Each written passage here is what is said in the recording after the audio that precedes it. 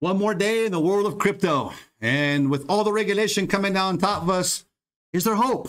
Yeah, there is. And I want to share something with you because, you know, we're based in Latin America. And we have access to certain reports in Spanish that a lot of you don't see in the English-speaking world.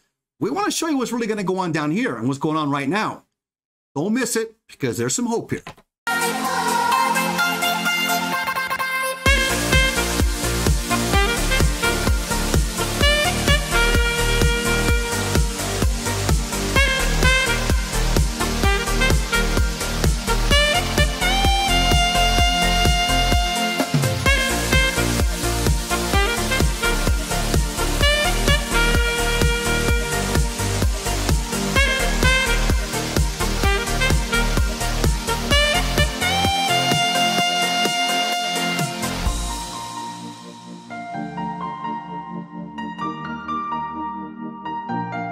Before we begin, I need to make a disclaimer. Here at DeFi IoT Latin America, we are not professional financial advisors, or are we paid by any company to promote certain products. We here at DeFi IoT Latin America, we invest our own money. We take our own risks. We learn, we make mistakes, and we share what we learn, our successes and our mistakes with you. So this video is for educational purposes only. If you like what we're doing, please subscribe, hit the bell, give us a thumbs up, and write to us what more you'd like to learn. Let's go in now and see what else we can share with you. Over the last few weeks, you've had countries come out now and announce. And El Salvador has already set an example for the world, and everybody, English speaking, whatever language you're speaking, is looking at El Salvador. Recently, the IMF came down on El Salvador saying, hey, you know, the International Monetary Fund said, you know, eliminate this Bitcoin deal you got going on. And El Salvador, Bukele just said, you know what? I ain't doing it. We need more people like Bukele. So politicians that are watching this, please stand up, get the courage to represent the people. The poor can prosper in the world of cryptocurrencies and even in blockchain once we learn and educate more. Now, number two, país. País is a country in Spanish. The second country that's declaring we're going to try to be the number two, El Salvador, and that is Chile in South America. They currently have legislation that's trying to change their constitution to where they will adopt blockchain as for their public records and use blockchain more in their government, as well as cryptocurrency, adopting Bitcoin to be legal tender alongside the Chilean peso. Let's keep going. What else happening in Latin America and around the world? Argentina hasn't made Bitcoin legal to the Argentine peso, but they have two huge platforms and have a great popularity of cryptocurrency exchanges in Argentina. And at restaurants, you can change dollar or Bitcoin. So it's widely accepted and growing. There's going to be regulation coming in. There are already some. Mining is also going into Argentina with some projections this year, like in Paraguay, which we're going to talk about right now. Paraguay is creating these huge Bitcoin mining farms. Remember something? Paraguay borders there on the border of Brazil, and there's a huge dam, a hydroelectric dam there. So they have all this energy and electricity. Well, it's cheaper. So Paraguay's passed laws. You have to get a license. You have to be licensed like you would, you know, Securities and Exchange. You have to go through the commission. You have to get a license and so forth. But you can mine Bitcoin in Paraguay. Let's take a look at that. So Argentina is crypto friendly and looking to regulate crypto, not make it illegal. Bolivia made it illegal. Venezuela was illegal, changed their laws not too long ago. Now it's legal, but they have a high tax rate, 30%. Let's go here. The ex-minister of economics minister, also is very pro-crypto and pro-Bitcoin in Argentina. Looks favorable for Argentina. Let's jump now to Peru. Peru is to pass some laws for regulation. It's right now in existence, but there's not real clear where it's going yet in Peru. All we know is that Peru just discarded the idea of a digital soul, of a digital currency. Remembering something, digital currency, Brazil is big on that right now, wants to implement it. Russia's to implement it in April. China implemented, there's one already. And as well as we see Olympic athletes now how to download the app, they have to use this digital currency when they're there, apparently from what I've been reading. So you're seeing a digital currency, which is not crypto. They're two different animals, right? One is decentralized, one's very centralized. But what the government wants to do is have their digital currency, and then they want to pass laws, regulating the crypto market. What they want is the money out of it. Russia, out there, they announced they're going to make it illegal, then come back and said, no, we're not going to do that. We're just going to create a black market. Remember something, cryptocurrency started on a black market, always have been in a black market. They've never been on an actual, what we call a normal market, acceptable market in the public. That has to be approved by the banking industries. They've never been there. They've always been the bad guy, the one that's being pushed out or being bullied, the one that's actually made to look like the enemy. And the banks are playing the victim role. So we don't need the banks to accept cryptocurrency, nor even nations to legalize it.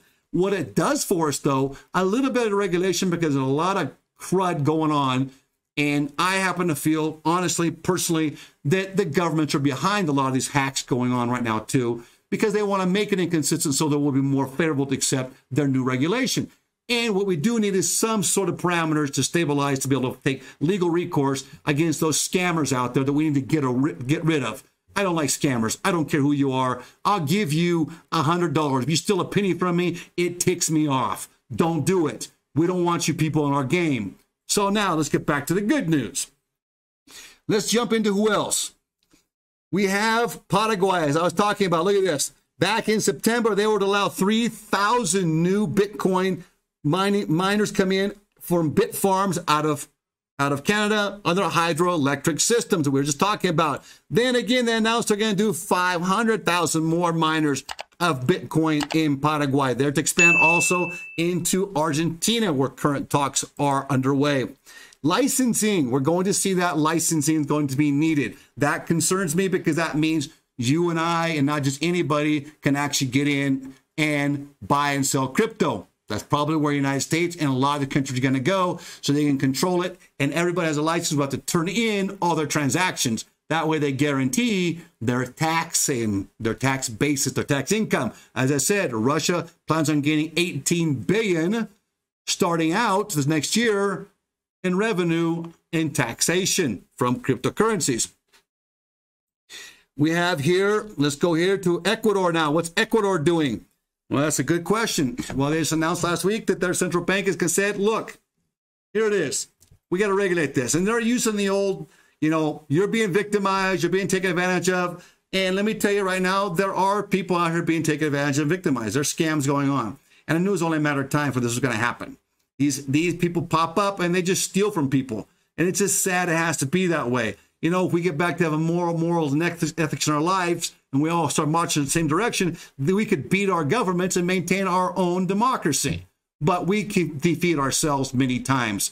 So what's Ecuador going to do? They want to pass laws to regulate, not make it illegal, regulate it. Again, they're talking about education. They've already got with their International Institute of Ecuador, they're already having courses where you can go and take courses in this. Imagine that they're going to come out with a licensing program. By September this year, they will have their regulation installed, but they're not going to make it illegal. They're actually embracing the fact, and they've said, we're not making this legal tender like El Salvador did. The dollar is still the currency, but we're not going to ignore the opportunity for the future. They know also that the dollar is at risk. So there we go for Ecuador. Let's jump around here and finish this up. What do we got? Who else? As I said, the University of Ecuador is already doing classes. Brazil, we talked about Brazil is a huge market based in Brazil. And cryptocurrency is getting regulation in Brazil and getting a lot of steam. In fact, the cryptocurrency is expected to be widely accepted in Brazil. And even Facebook, Meta, is jumping into Brazil to try to form partnerships in Brazil and other markets here in Latin America, because they know that that's going to be a huge future market, especially amongst so much poverty. You can go in and play their digital video games. And what a great way for Meta to be able to track all your data and sell your data. Remember, data today is like oil. So we need to be careful on what video games we're playing, Remember, digital with Meta is not crypto. Very different. And Meta is not the metaverse. Metaverse is enormous. Metaverse is just one little piece of it. To summarize now, Spain, what's going on in Spain? Well, basically Spain is kind of fighting it a little bit, but they're saying they're going to look at the rest of the world and adapt those rules that the rest of the world is putting in place. So in other words, they're probably going to do the same thing, licensing and taxation. So they basically want to regulate it to the point where they can tax it. And they're going to tax it well because they think this is free money. They think this is easy money for us. They don't understand the investments that go into it. But in time, I think we will prevail in the end. Let's conclude. As we talked about, the Bank of Russia approves Atmais as the first digital asset issuer. Now, remember, look at this. They're saying this is the first digital asset issuer. That means that they're going to be the first issue of their ruble, their digital asset, as well as what they call digital assets in crypto. But crypto is not a digital asset. You see, they confuse the people there. We need to know the difference because you're smarter than that. You know the difference, right? Remember, in India, too, they're going to talk about making it illegal as Russia was doing. Well, now they come back, so oh, wait a minute. Maybe we won't do that. Maybe we'll just regulate it. Same thing, licensing, taxation. Okay, here's the good news on all of it. You got other countries, too. El Salvador still maintains. They're leading the way. Here's the good thing of it. The United States want to get too strict. This country want to get too strict. Colombia, legalize it, high taxation. Venezuela now legalized as well, high taxation, 30%. Look, here's what's going to happen. The El Salvadors in the islands in the Caribbean and other places that are tax havens will exist still, and they will open their doors up to forming trusts in these domiciles legally. Not talking about anything illegal. We got to pay our fair share of taxes. But let's get real. Some of these taxes are out of line, and what the Biden administration wants to do will kill anybody who's small, anybody who just wants to get up in life from getting involved in the crypto world. You're going to have to be somebody who's got money. You're going to have to pay. You're not going to be able to make the money out of it. So it's going to be a lot more costly to get in a game that's already a game that's got risk in it. Bottom line is this. There will exist offshore trusts, legal offshore trusts. Here at DeFi IoT Latin America, we're going to make it a point. We have an attorney we hired in-house is going to seek to find these. We're making a trip in June to El Salvador, and we're going to see what El Salvador is going to allow us to do there to set things up legal in El Salvador, to run our business out of El Salvador, as well as help other people in parts of the world. So we will bring you updates on what we can do legally. We don't avoid taxes. We got to pay our taxation. But let's be real about this, and let's give to the governments what is a fair taxation. And let's allow the small people, all of us small people, all of us poor people to come into this game and rise up. That is the opportunity that the governments are trying to take from us. They want to keep us down. But I am one of confidence, and we defend decentralized finance, that we will as a people come together and supersede, like we're seeing in Canada right now, standing up and going against so much government intervention. But those truckers are driving forward and standing up for what is right and free. Now, I'm not going to talk pro or con against this health jab they want to give us. What I am going to say is that people like to be able to make their own choices. They're not going to want to be controlled by digital currency. And with inflation rising as it is, Brazil's 10%. The U.S. is just under 7%, and actually it's higher than that. We're being lied to about that. That's higher if you do your homework on that.